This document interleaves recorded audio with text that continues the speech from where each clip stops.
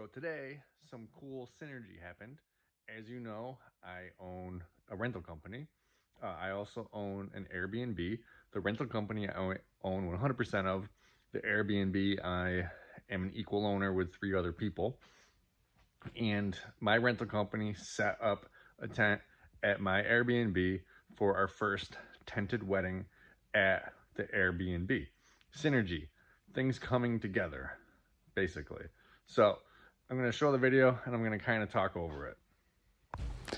So here's my tent company putting up a tent at my Airbnb. Now the thing is, we do not tell the Airbnb customer that I am part owner of the Airbnb.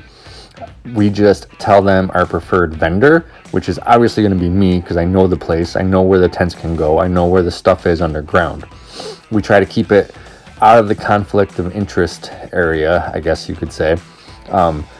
Also, if the person renting the Airbnb knows that I own the rental company, they're going to ask for discounts and things that are just above and beyond the normal everyday business.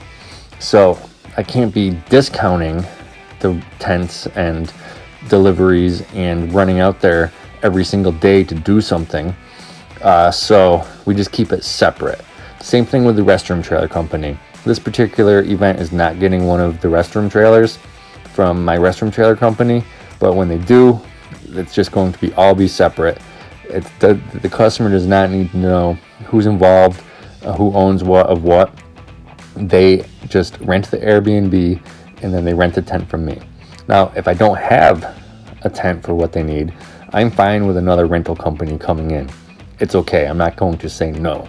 But obviously, we prefer that I'm going to go in, or my restroom trailer is going to go in, or my dishes, or whatever.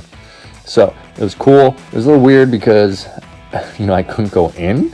I had to pretend like, I'm just an employee here. Not an employee, I'm sorry. I'm just, someone who was hired to come work at this particular place. I did notice that they had a bunch of tiki torches, and I just said something to one of the guys. I was like, hey, just in the interest of the owners, because I know the owners, don't put those tiki torches too close to the house, because obviously the house is made of 200-year-old wood, and that wouldn't be a good idea. And he was like, oh yeah, definitely not. So I just played it off like concern for the owners. But I'm one of the owners, so I'm concerned.